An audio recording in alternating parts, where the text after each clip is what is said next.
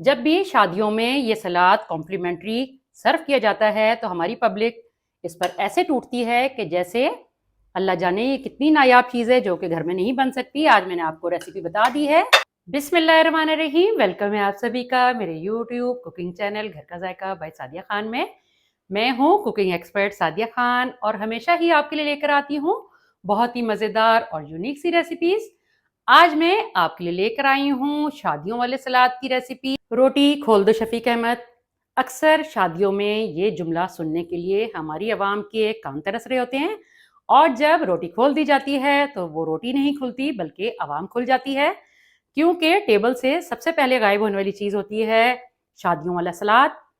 क्योंकि वो कॉम्प्लीमेंट्री होता है और सबको वो कम कम मिलता है, तो इसीलिए मैंने सोचा कि क्यों ना आज आपके लिए शादियों वाले सलाद की रेसिपी लेकर आऊं ताकि आप घर में जब बनाएं तो खूब दिल भर के इस सलाद को खाएं। ये शादियों वाला सलाद मैं कैसे तैयार करूंगी, आइए वीडियो में तफसील से जान लेते हैं।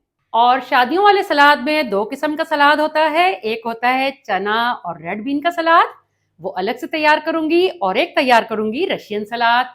तो आइए मेकिंग स्टार्ट कर लेते हैं। सबसे पहले तैयार कर लेते हैं चना और रेड बीन का सलाद।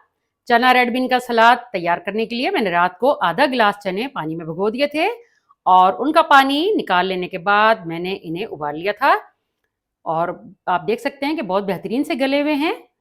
और फिर मैंने लाल लोबिया भी तकरीबन आधा गिलास ले लिया था और उसे भी मैंने बिल्कुल इसी तरह से उबाल लिया था। आप देख सकते हैं कि बिल्कुल परफेक्ट गला हुआ है लोबिया भी। तो अब चना लोबिया सलाद की हम मेकिंग स्टार्ट कर लेते हैं। सबसे पहले मैं शामिल करूंगी एक बॉल में चने और फिर मैं शामिल करूंगी रेड बीन्स।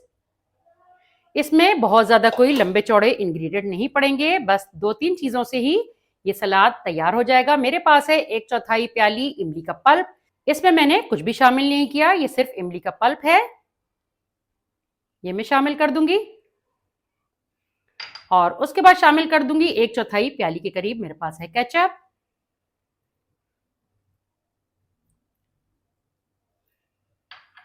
और फिर मैं शामिल कर दूंगी 1 चाय का चम्मच चाट मसाला। ये इस सलाद को थोड़ा चटपटा बनाएगा। और फिर मैं कर लूंगी स्पैचुला की मदद से मिक्सिंग।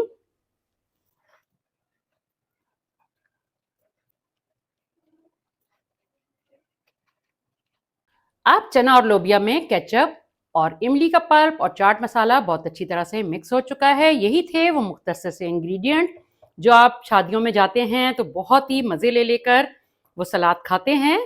तो इसलिए आप भी मेरे बताए हुए तरीके से चना और लोबिया का सलाद रेडी करें।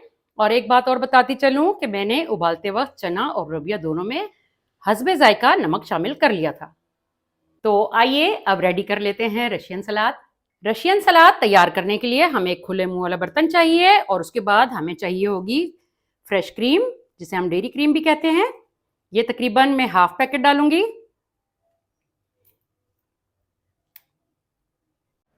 और अब मैं शामिल करूंगी मायोनीज। ये मैं प्लेन वाला मायोनीज इस्तेमाल कर रही हूँ, ये तकरीबन मैं 1 कप भर के इस्तेमाल करूंगी। इसी से हमारा रशियन सलाद बेहतरीन से जायके वाला तैयार होगा।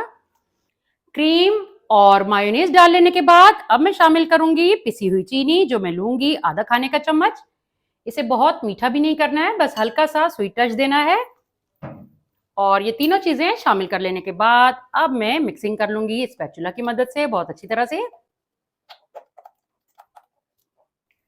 आप वेरिएशन अपने हिसाब से कर सकते हैं। आप अगर इसमें अपनी मर्जी का कोई फ्रूट या कोई भी वेजिटेबल वगैरह ऐड करना चाहते हैं तो आप कर सकते हैं, या कोई पास्ता आप अपनी मर्जी का डालना चाहते हैं तो आप डाल सकते हैं। लेकिन मैं चंद ही चीजों से बनाऊंगी क्योंकि मेरा मकसद है आपको रेसिपी सिखाना।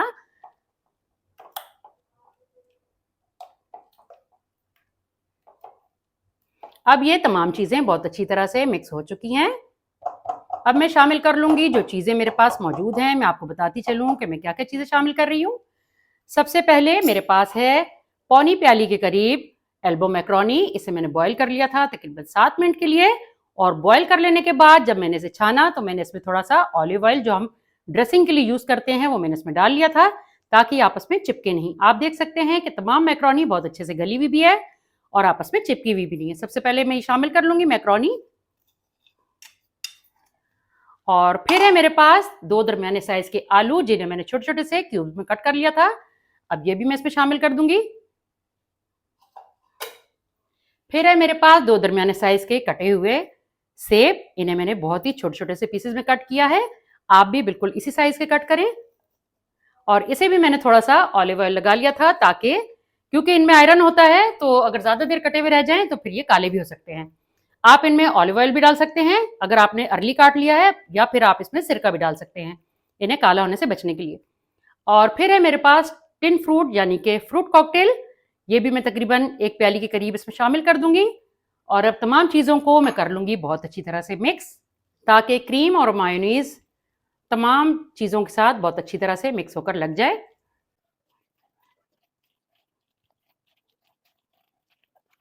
दोनों किस्म के सलाद मैंने रेडी कर लिए हैं। अब मैं एक सर्विंग डिश में आपको ये दोनों किस्म के सैलेड निकाल कर भी दिखाऊंगी।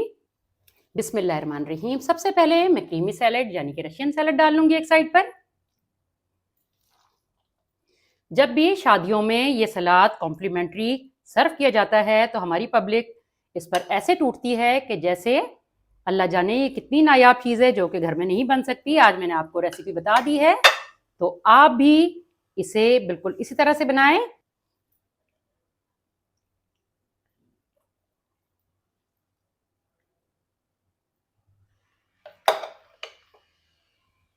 अब एक साइड पर मैंने रशियन सलाद डाल लिया है। अब दूसरी साइड पर मैं डालूंगी चना और लोबिया का सैलेड, जैसा कि शादियों में भी सर्व किया जाता है कि एक साइड पे रशियन सैलेड और एक साइड पे चना सलाद।